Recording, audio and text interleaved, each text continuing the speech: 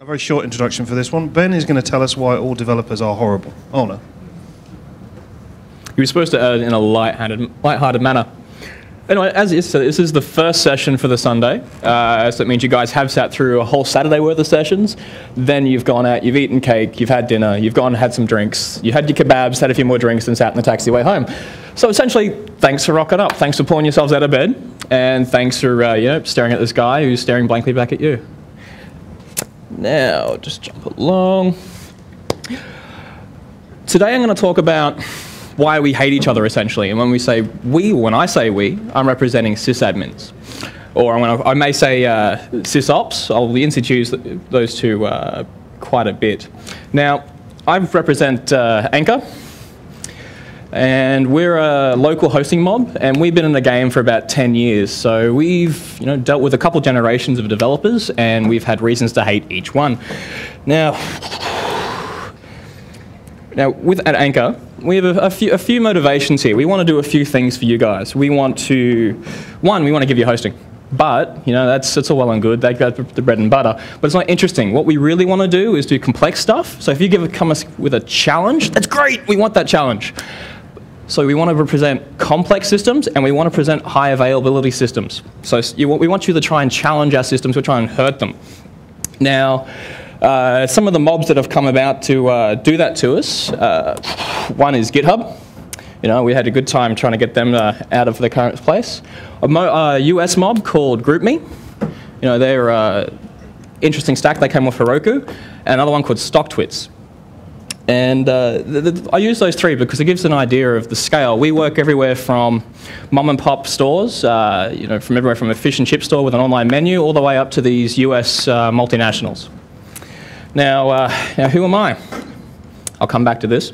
I'm Ben, and I have been with Anchor for about 3 years. And my role within Anchor is more of a sales engineer position. Now, that said, don't throw fruit at me, please.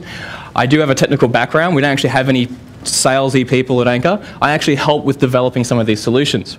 Now, the reason I've just told you that is so you can understand I get to sit on the fence. I'm divorced from both the development side of the code, so my customer base, and I'm also divorced from a sysadmin side. I get to see the players and how they interact. I get to see when the proverbial hits the fan, and then I get to see why the proverbial hits the fan, and then I get to see the nice spray of arc up on the wall from the proverbial on the fan. So, now moving along. Now, the reason I've included this is, yes, to one, avoid rotten fruit my way, and also to avoid proverbial on the wall. This is to say that some of the stuff I'm going to talk about may apply to you, but it may not apply to you. Not all developers are the same. Some are lazy, some are not. Some are cool, some are drunk, some are, it's a pretty wide range. All right. So talking about the two sides of the camp, we've got you guys, and then we've got the admin component. Now, I'm going to talk about this just really briefly so you get an appreciation of everything our guys do. Essentially, you guys build it, our guys, we run it and we monitor it. Now, what does that include? Our guys, they're going to research the best hardware and the best software. But that's not just it. They're going to take that, they're going to burn in that hardware, they're going to install the operating system, they're going to configure the services, they're going to go back and they're going to tweak them once you've dropped your code down to work out why that fell over. Going outside your box. They're going to have to look after the infrastructure, the uplinks. You guys just saturated this uplink. We've got to move you to another uplink. We have to do all these different things so your code keeps running, runs shiny. I'll use shiny a lot. All right. So we've done all that. We've configured everything. And you guys are running. You're popular. This is great. Well, we hope it's great as long as you guys are doing something non-sus. But the most important component is we keep your code running. Once you guys have committed your code, you've put it up there, it's running, it's our guys out the back at 2 a.m. trying to ram bananas up their nose. I actually use monkeys in my talk, but I'm just going to say guys, to get awake enough to respond to a service degradation before it becomes an outage. So you guys are saturating one part of the server. Why? We jump on there to work out why, to stop your site going down. So we're stopping you from losing revenue and killing our guys in the process. So To do this, we have to do a lot of different things. We have to make sure we're running in a coordinated fashion, and that involves some complex tools, and there's a lot of thought put behind that. Now, to jump across to you guys, I won't tell you a lot about you guys, about yourselves. You know what you like, you know what you're doing. Apparently you like Python, that's why you're here. I hear it's really good. I get told that a lot, actually. Now, you guys, you have a lot of faces to yourself. One is you're feature-driven, so you love these new features, you love new releases. And your other face is, oh my god, it's going live next week. I don't sleep from now until then. You know, these are two sides of what we see from you guys. So yesterday's talks are a really, really good representation of why you're feature-driven. You know, you've sat through talks where it says, you know, use this feature, don't use this feature, and avoid this trap. You know, you're full of glee, you're empowered. And the other bit we have to contend with as supporting you guys, presenting your stuff out, is when it gets to crunch time. It's a reality in this day and world where you guys are having to do more with less time. And this is where this face tends to drop in. You know, you're not necessarily happy as to why these people are running out there and they're making you do more. And this is stuff that we have to contend with. And a part of this is, with a lot of these features you guys having to run out, which do improve your time frames, aren't necessarily stable from our point of view and how they run. So to blatantly summarize, I guess, the two sides is, you know, you guys spend 9 months pouring your heart and soul, getting a nice round belly, making something for the world. And then you push that out into the world, and then we pick it up and we have to run with it. We pick it up, put a band-aid on its boo-boo when it falls over, or we give it a kick in the ass when it's not running fast enough. So I guess in a very simplified way, we're parents. We share a responsibility around whatever application you put out there. So I'm going to move now as to why you guys hate us. Now, I won't give too much justification of why you guys should hate us. We get a lot of hate from some of our development partners, and God forbid I should give you guys some more. You know, because we blow out your timelines, we destroy your agile development buzzword, and we won't give you root access. You know, just not. You know, it's like, no. Maybe sudo if you give us some nice chocolates and remember our birthday. Now, moving along, the roles are symbiotic. You know, without you guys, we wouldn't have a job to host anything. Without us, you guys would be developing stuff and going into the ether. We wouldn't be going anywhere. So a part of this is that symbiotic relationship. We want it to work better.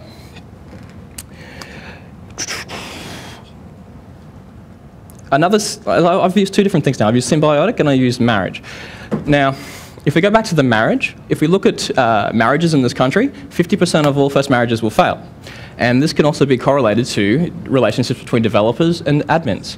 Quite often that relationship will break down and you'll look for someone new. You know, you're going out, you're spending late nights texting someone else before you come home and go, no, sweetie, it's all right, I committed my code to your server, it's all yours. A tool which is used is communication. You know, we're venting our griefs. So I'm going to give you this one-page A4, list what you hate us, and I'm going to take this 150-page binder, and I'll just write down here what I don't like about you. Ooh. This is the first thing. You guys got me with the mic. All right, so I'm going to run through just a few things as to why we don't love you necessarily as much as we could, and then we'll look at how we can hedge this. All right, the first one I want to talk about is convenience. And I love this picture when it comes up. Things are getting so convenient for the developer now. One example is XAMPP, XAMPP. So it's the Apache and PHP and MySQL stack, which you can drop into your Windows box.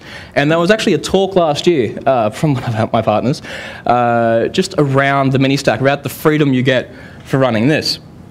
Now, while XAMPP is great for your initial development and getting stuff up and showing people, and this is a great way to build momentum for your project, on their website, they clearly state the default configuration from a security point of view is not secure enough for production.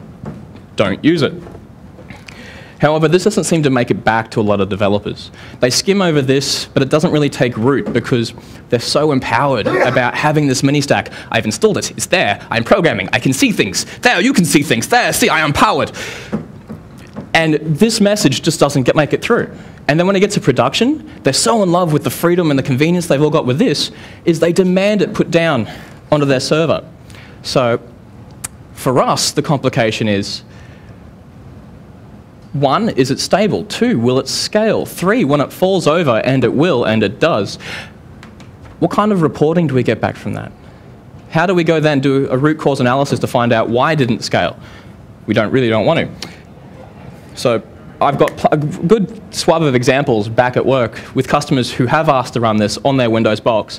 God knows why, because I've just paid for a Windows license when they didn't need to pay for a Windows license, but they like that remote desktop because they can see their code. Tangenting.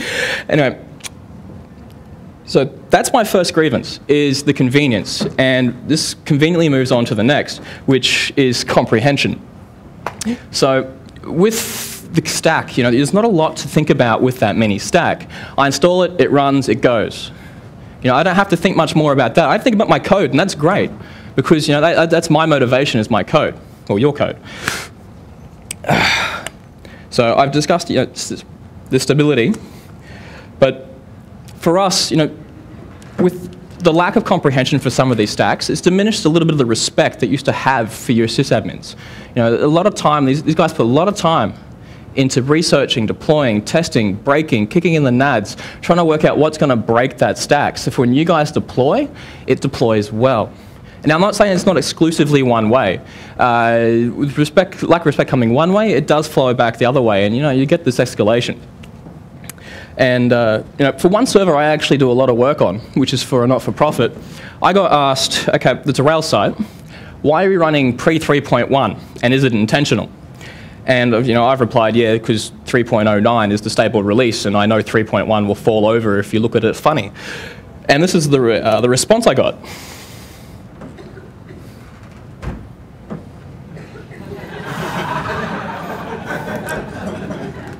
Now that is word for word verbatim, and the scary thing is the guy's a lawyer. He's a coder and he's a lawyer. So, sorry. Now, another bit, I guess, which also correlates here is you guys really are feature-driven. But again, it does blind you to some of the pitfalls. And you don't normally have to put up with those pitfalls because it's our guys have to put up with the pitfalls. But they're the ones having to wake up at 2 a.m. to have to go investigate why. Anyway, that's my rant. I've ranted, I've looked at you, I've looked at each of you in the eye, and I've said, I hate you. This is why I hate you. Well, I don't really hate you because you gave me free coffee just before. But still, this is what's getting under our skin, well, some of it. Now, moving along is I want to talk about how we can fix that. I use communication, so writing stuff down, airing your grievances with each other. Now we can build on that. So communication is great to a particular degree. So in a normal scenario, so simple scenario, I'm a developer, I've got a pretty standard stack. I send an email saying, I need a lamp box to my administrator, and he goes away and he builds my lamp box. End of story. I deploy, life is great, I get a nice bottle of Vino, and I move on to my next project. Now, what happens if I have a particular requirement for a particular version? So say, I'm running on an older version of Rails or something, which my code is not compatible with new Rails because Rails loves changing things just to piss me off. Suddenly, I've done a deploy, it's broken, and I have to email back, you installed ABC, but you installed the wrong version of C, so now the admin has to pull himself out of whatever he's moved on to, and then change whatever that is that's wrong with yours, and this cycle can keep going until you've hit the goal point. The good way to hedge this, and this is the first thing I'll talk about with making things better, is set the verbosity level of your first email from notify all the way to debug. Or in other words, cram that sucker full of as much information as you can. for an admin, it's great to have this email full of dribble about why you want all these things, and I want every little thing tweaked this way. As much information as you can, and I don't mean your uncle's hemorrhoids, that's something else for, a later time. It's great for them to be able to sift through that and pull out just the handy bits and pieces. And if they can't deploy that way, that's fine, because they can actually tell you, I can't deploy that particular version for this reason, but I know your code will run on this version, and if it doesn't, this is the tweak I know you can use. So it improves things greatly. Now, email's great for simple things. The next thing you can use, which I'm sure you've all used with some of your community documentation, are living documents. And I don't mean something you've spilt coffee on and you've left in the corner, it's turned green. And I don't mean Microsoft Word. I'm talking about an online, easily accessible living document where you can put notes, you can put all these little bits and pieces, little tidbits. The fact I need specific version of C in my LAMP stack. And then my admin can come have a look and he can update notes, and all at once you've got this little nest of information growing and sprouting, and it's reusable. You get reusable patterns. So if I know I'm deploying again, I already have this documented with my admin and he understands why. For some of those customers which I brought up before, so GroupMe, StockTwits, and I'm about to say SVN because I forgot the name, GitHub. For those, before we even touched any servers, we had a living document, and what we used was a wiki. An online wiki. We use MoinMoin because we don't like databases when we don't need to use them, so that's why we didn't use MediaWiki, besides the obvious MediaWiki hate. Now, before we touch anything, before we bootstrap, before we touch any of the hardware, we have a framework set out for everyone to look over from both sides of the party to add notes. Once we know what we're doing, so once we have a plan of action, then we start putting stuff down.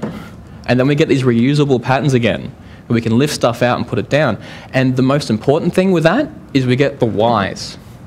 Not just the how it was implemented, but the why it was implemented that way. So if I change all my staff within 3 or 4 months, the new guy can walk in and I can say, you read that page, or read X number of pages, and he gets this comprehension as to why we deployed it that way. And then it also saves me from having to sit down, actually go through all the servers with him and explain why it was set that way, why that one has that particular role, why we didn't virtualize that particular node.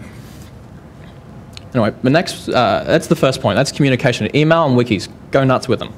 My next one is meetings. Don't have meetings. We don't like meetings. Meetings are great for suits. Because, they sit there, they use buzzwords. I walk in and go, so, hey, Joe, how's that synergy going? And he goes, it's exponential. They love it. They get off on this shit. They walk in, with pieces of paper. They walk out with more pieces of paper. They get more money for it, and life is good. Now, for you guys, when it comes to developers meeting with sysadmins, there's too many factors you guys have to talk about, too many things that pop up, too many things after you've left. You go, I meant to actually ask about that. And the other bad side is, it either becomes this in some of your meetings because something's gone broken, or, more likely, you guys turn into this. Because you're not geared for this. If I look at any one of your browser tabs, if I look at your browser tab there, sitting there, you're going to have about 15 tabs of different things on there. I just hope one of them isn't dig. So what's great to do with organizations where you can do it is you pick up one of the developers, or you pick up one of the system admins, or hell, you pick up one of either from both camps, and you move them over. So that means, having a spy sitting in each camp. Why?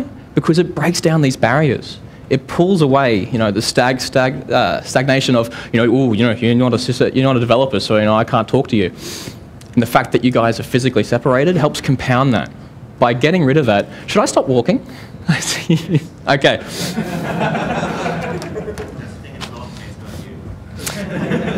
Excellent. So, there's a lot to be said about to turn to your side and say, hey, Bob, why are you running Unicorn? I want to run Passenger. And then he can turn around and you can flip me the bird and punch me in the face and say, that's why. But as I said, it breaks down these barriers. You guys get more conversation. Hell, better yet, rather than doing it on a Monday morning, take everyone out on a Thursday afternoon, give them a beer and say, this is your counterpart. They have a face. Yes, they like cider, but don't hate them because they like cider. This breaks down some of the barrier, and then the next day, I'm starting to drift again, when you guys go into each other's offices, you've got that social connection before the work connection. You're able to relate a little more as people and as geeks and as people who love technology. And these different bits and pieces I've discussed is about, knowledge. Blurring some of the edges between... You could smile when you do it. So, I lost my track now, thank you. Break down these barriers, sharing the knowledge. So I have a better understanding of the whys. I don't need to know how to program your site, but it's great to know why you programmed it that way. And to quote someone better than me, and it's very true, and that's why there's a lot of negative energy between the two camps, because there's a lack of understanding. Now, another quick point I will discuss, and because this is something that's actually a real thorn on our side, is sharing the responsibility. I've harked on a couple times now about who's getting up at 2 a.m. to fix a problem that's bad on the server. Why does it have to be the administrator? Why can't it be you guys as well? Now, the mechanisms are now in place where we can differentiate between a system-related fault and a code-related fault. Now, I'm not saying I'm trying to get you guys up at 2 a.m. Or I am actually saying I want to get you guys up at 2 a.m., but alongside us. Because it gives you guys a better appreciation for what your code's doing and why it's falling over. All right. And, sorry, I'm going to segue back quickly back to the meetings. And don't have meetings, swap each other around. Now, how many of you guys actually work in a place where you've got access to your administrators? Like you guys actually work for the same company? Is there anyone? Okay, so probably 50-50. For those of you who don't, who your business is totally divorced from the actual admin component, the other great way to facilitate the exchange is online chat. I use IRC a lot to talk to customers, and the great thing about IRC or other online chat mediums is it's on the record. It's public, other people can participate, and the great thing is when I finish that conversation, I can lift that out and drop that in a wiki. See what I did there? And then I can edit that, bring it down, people can see what was discussed. Now, doing all these things are a great way to seed the better cooperation. And there's a new movement coming out of the United States, which is called DevOps.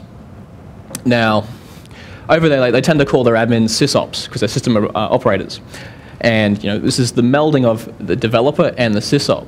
Now, it helps the fact that these guys were a bit from Camp A and a bit from Camp B, which is not saying I'm calling them Camp, is they were already developing. And they were also doing system admin stuff. And they had an interest in both. And they could correlate a lot of success around, they could communicate well to either camp. They could get results from either camp. And it's a movement that's come out of the States. And now there's a monthly meetup here in Sydney around the DevOps.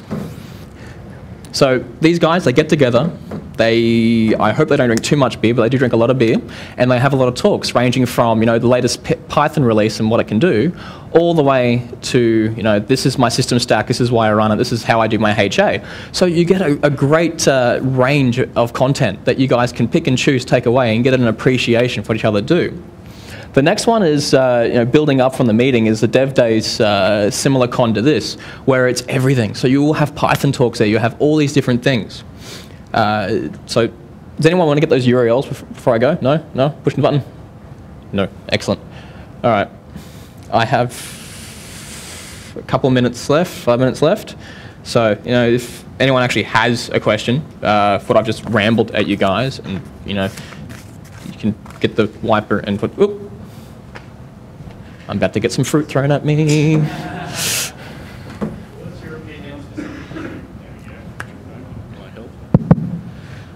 What's your opinion specifically related to things like LTS, where admins tend to have a particularly long view of what should be considered stable, whereas developers, especially if they're going from the leading edge sort of side of things, may have to wait several years. You mentioned RHEL before, and RHEL 5, which was, 2007 or something like that, was stuck with Python 2.4 only until the later versions, and so it's only kind of recently that anyone that's had to write Python on a rollbox, for instance, would be able to actually have support for 2.5, 6, 7, etc. What are your thoughts related to that? Okay, so my thoughts on that is similar to the conversation I had with Ruby around that actual release, and it was actually a sysadmin that had the conversation with me where, you know, if it's going live next week, you wouldn't run that because it's unstable. If it's still being developed and you know you're going to be X number of months away, hell, run that now, because by the time you guys do release to the greater world, it'll be stable. Now, to actually not challenge, but to fix your dilemma there, is you get your team involved earlier. So they're involved in your development environment. So this is moving away from your single stack developments sitting on your workstation. Yeah, have that for your immediate testing, but get them involved for your central dev server. So this way these guys know how your code's going to interact with the server. They can do stress testing, and they have a better understanding of what's coming live sooner. So a good management team should be able to get around LTS. You know, they should not be relying on their cruxes on vendor support for everything you guys are deploying. They should have an understanding of what's going out there as well. You know, and I actually did have a screenshot of what does the sysadmin do, and you know, I did have a Google page up there, but I decided to pull that off because it's true and it's not. You know, they know how to go out there and find information, but they still know a lot initially. So does that help hedge? No? Yes? Yeah,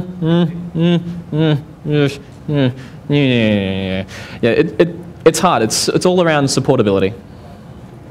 Well, I think that's kind of in a very idealistic kind of approach. I don't think with sysadmins that I've particularly worked with, they rarely would adopt. I'll get a card. No, not all admins are going to be the same. You'll get some will turn around and say, ooh, no, that's not LTS. I think that's 99% of them.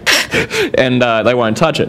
But it's just like I said, developers are all different, sysadmins are all different. You know, your marriage may not work out. You may go find another mob who are willing to actually put the effort in to work with you guys to know what works. So I guess don't be content with what doesn't work. Thanks. Yeah, I haven't helped at all. No one else has got any fruit to throw at me? Yes. Oh, yes. Should we have a group hug? A group hug? Would that help? Well, how many bruised ribs will I get? No, I guess you know, I know it wasn't terribly coherent for all of it, but you know, thanks for waking up. Thanks for coming in. There's a much larger crowd than I thought I would get. You can tell me how much you hate me and how much I was wrong by jumping on my blog, on the work blog. There'll be an entry that go up tomorrow where you guys can vent at me as much as you want. You really can. So you know, that's time, I think. Yeah.